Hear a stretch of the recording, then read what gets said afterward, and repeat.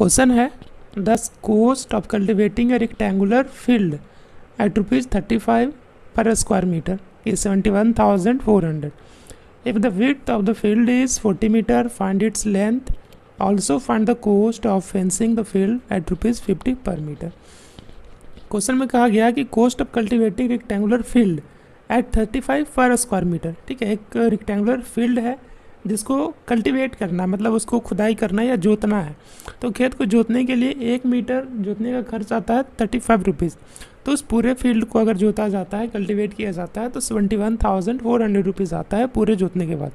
ठीक है, तो अगर कहता है कि उसका चौड़ाई जो है फील्ड का वो 40 मीटर है, तो उसका लेंथ पता कीजिए और उसका कॉस्ट पता कीजिए। अगर उसको फेंस करना है, चारों तरफ से घेरना है और घेरने का खर्च 1 मीटर का खर्च 50 रुपये आता है, तो उसको घेरने का खर्च भी पता कीजिए और उसका लेंथ भी पता कीजिए। 2 चीज़ इसमें फाइंड करना है। तो यहाँ पर एरिया हम लोग को पहले पता करना होगा। तो इसका एरिया जो होगा, पहले लिखेंगे सॉल्यूशन।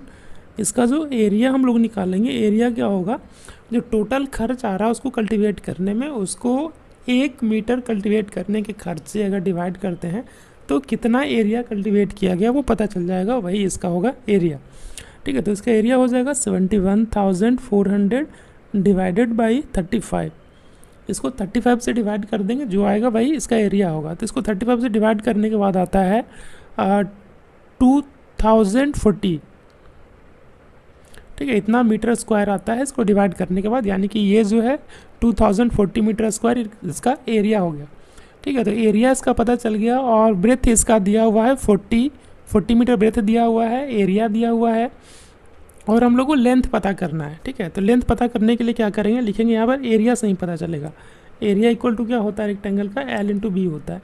तो एरिया हो गया L/B, तो L का वैल्यू यहाँ पर क्या है हम लोग को पता नहीं है, तो L लिख देंगे और B का जो वैल्यू यहाँ पे दिया है 40, तो 40 लिख देंगे। इक्वल टू एरिया आ गया कितना, 2040 मीटर स्क्वायर।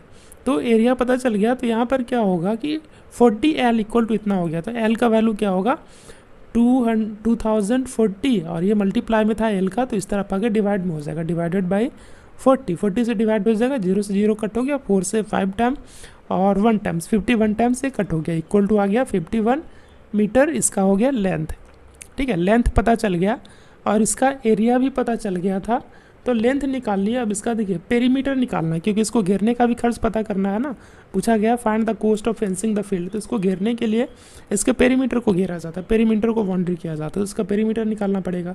तो लिखेंगे now perimeter of field equal to 2 × L+B। इसका पेरीमीटर हो गया 2 × L+B।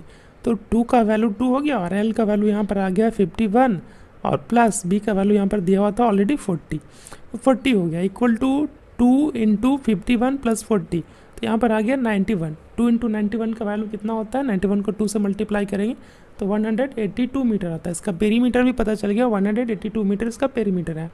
तो इसका कॉस्ट निकालना है इसको फेंसिंग करने का। तो यहाँ पर कॉस्ट जो लिखा हुआ है, cost of fencing the field at ₹50 पर मीटर। 1 मीटर घेरने का खर्च आता है ₹50। तो पूरा घेरने का खर्च कितना होगा, तो लिखेंगे सिंस द कॉस्ट ऑफ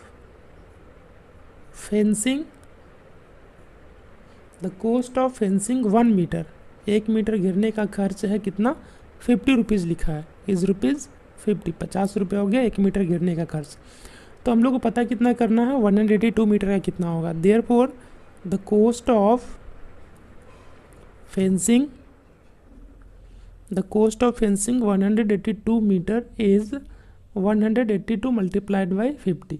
182 को 50 से मल्टीप्लाई कर देंगे, जो आएगा इसका कॉस्ट आएगा। तो मल्टीप्लाई करके आता है 9100 रुपीज़, है ना, रुपीज़ आ गया इतना।